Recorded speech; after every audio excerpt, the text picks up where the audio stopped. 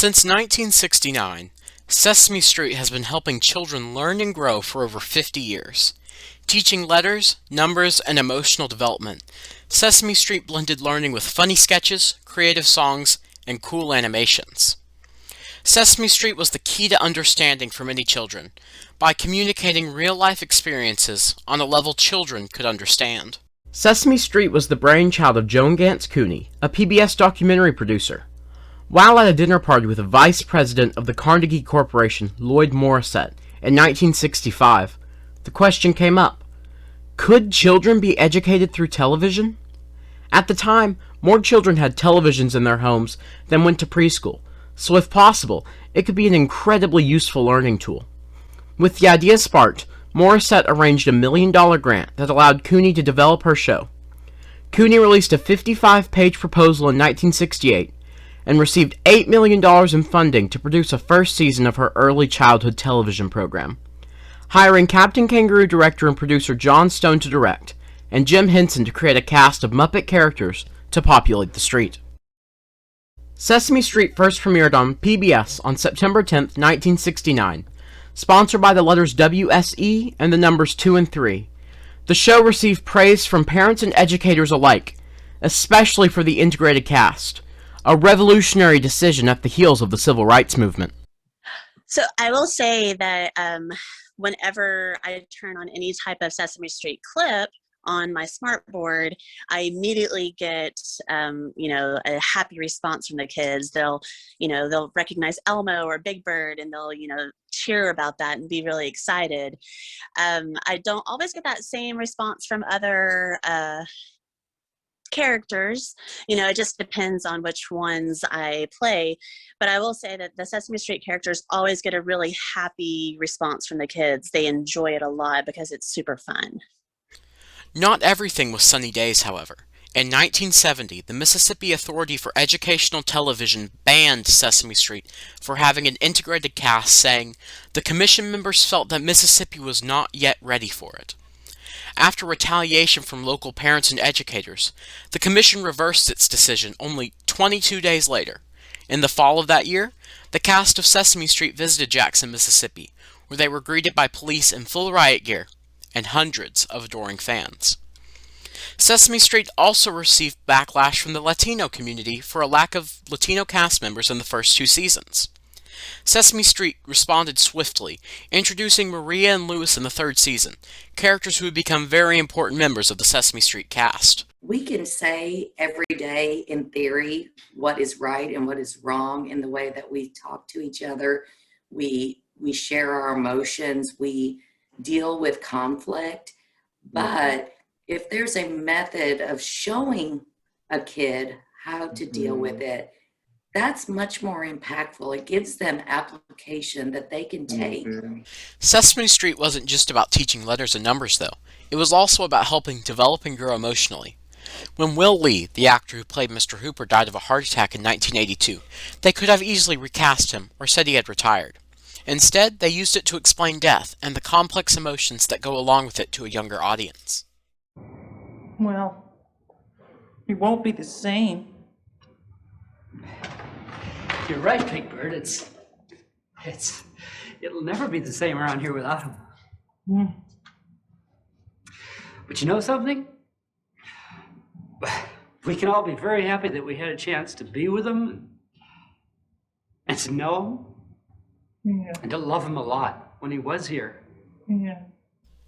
After the terror attacks on September 11th, Sesame Street released an episode featuring real New York firefighters to address the trauma children were facing around the country.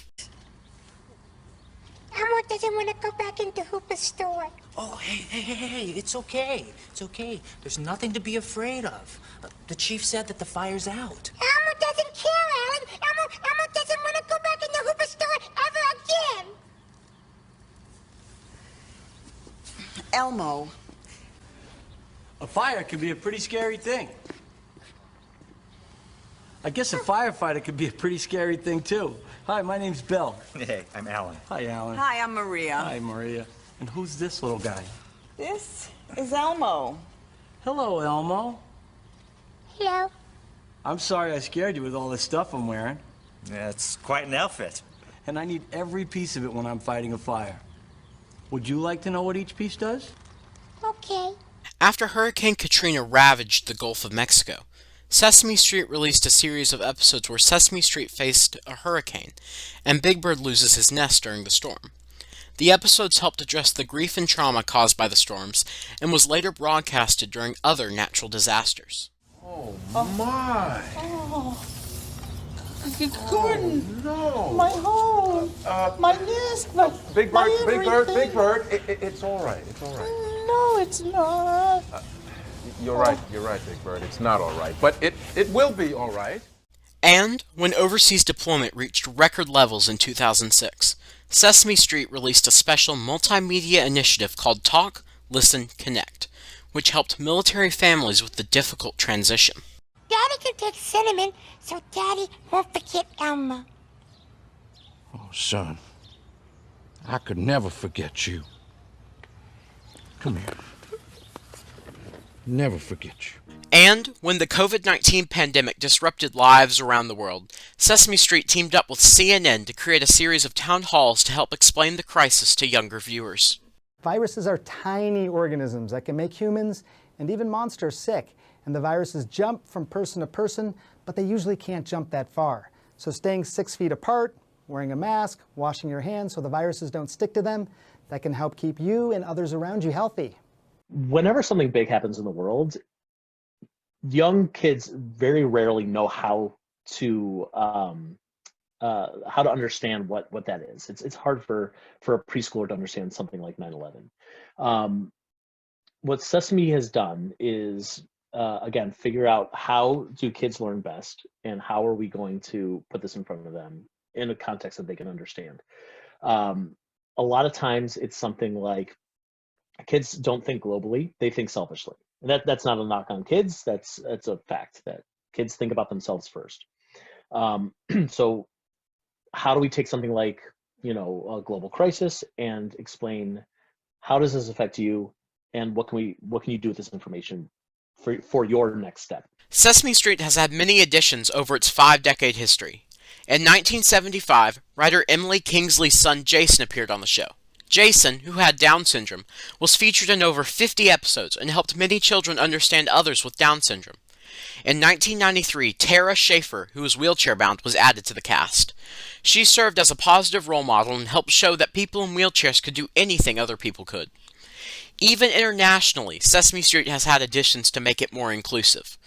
The South African co-production introduced Cammy, a Muppet infected with HIV, to help stop the stigma surrounding the disease. And the Afghanistan co-production features the Muppet Zari, who helps promote gender equality and female education in the region. More recently, Sesame Street introduced Julia, a Muppet with autism, to help children and families better understand autism. But when we added Julia, I ended up ordering like a whole ton of books, well, hundreds of books with that character, because what that does is that not only allow kids to see kids that look like them, but in the way those characters interact, it helps other kids to know how to interact and treat kids, in real life who may have autism or other things going on with them. Sesame Street was the key to understanding for many children, by communicating real-life experiences on a level children could understand.